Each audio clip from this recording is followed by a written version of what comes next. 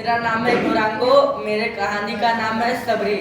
तो एक बार की बात है, एक सबरी नाम की लड़की की शादी हो रही थी। तो उसने खिड़की के बाहर झांका और देखा कि उसके खिड़की के बाहर बहुत सारे पशु पक्षी थे। तो उसने उसके पिताजी से पूछा, पिताजी इतने सारे पशु पक्षी क्यों हैं? तो उसने कहा, बेटी ये तुम्हारे कटने में भोजन है, तुम्हारे शादी के लिए। तो उसने वो देखा और उसने सोचा, मेरे विवाह के लिए इतने सारे पशु पक्षी कटेंगे मासूम। तो उसने सोचा कि मैं इस संसार से दूर चली जाती हूँ। फिर उसने जंगल उठानी और जंगल की ओर चली गई। फिर वो जंगल की ओर जाते ही उसने एक कुटिया देखा। तो वो कुटिया की ओर गई और पूछी, ऋषि जी कोई है? तो फिर उसने ऋषि से पूछा कि उसने सारी बात बताई ऋषि को। फिर सबरी ने बोला कि ना मैं आपकी कुटिया में रहूं। तो साधु जी बोले कि ठीक है, तब तक तुम रह जाओ। फिर ऐसे ही सबरी वहीं रहने लगी और कुछ महीने वहीं बिताए। फिर उसके बाद साधु जी ने कहा, बेटी अभी मेरे जाने का वक्त हो गया, तुम इसी कुटिया को संभालना।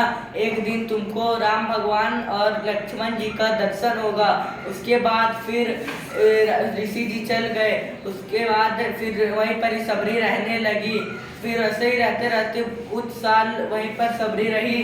उसके बाद वो वैसे ही जैसे साधु महाराज बोलते थे वैसे ही वो ऐसे राम जी के लिए फूल और कुछ फलें रखती थी, ताकि कभी राम जी अगर आए तो उसके लिए कुछ उनको जुगाड़ करने का दिक्कत ना हो। वैसे ही करते करते एक दिन राम जी और लक्ष्मण जी सीता को ढूंढने के लिए उसकी कुटिया की ओर गए पूछने के लिए। उसने पूछा, माते यहाँ कोई रहते हैं? तो सबरी निकली बाहर से। तो सबरी ने उनको देखा, जैसे साधु महाराज बोले थे वो उनके धनुष में आएंगे, वो मामूली कपड़ा में रहेंगे। तो जैसे बोले थे वैसे ही वो लोग थे। तो उसने राम जी ने कहा कि माते आपने मेरी धर्मपत्नी सीता को देखी है? तो उसने कहा, मैं तो आपके धर्मपत्नी को नहीं देखी हूँ, लेकिन आप राम भगवान और लक्ष्मण जी हो ना? तो उसने कहा हाँ। तो वो बोली कि मैं आपकी बहुत बड़ी भक्त हूँ, मैं आपके प्रतीक्षा कर रही थी इतने सालों तक। तो उसने राम जी को अपनी कुटिया की ओर वितरित किया। तो राम जी ने देखा कि उनके स्वागत के लिए ढेर सारे फूल बिछा हुए थे। और फिर राम जी को सबरी ने बैठाया और बोली कि मैं आपके बहुत सालों से प्रतीक्षा कर रही थी। और सबरी ने उनके पैर पड़ गई।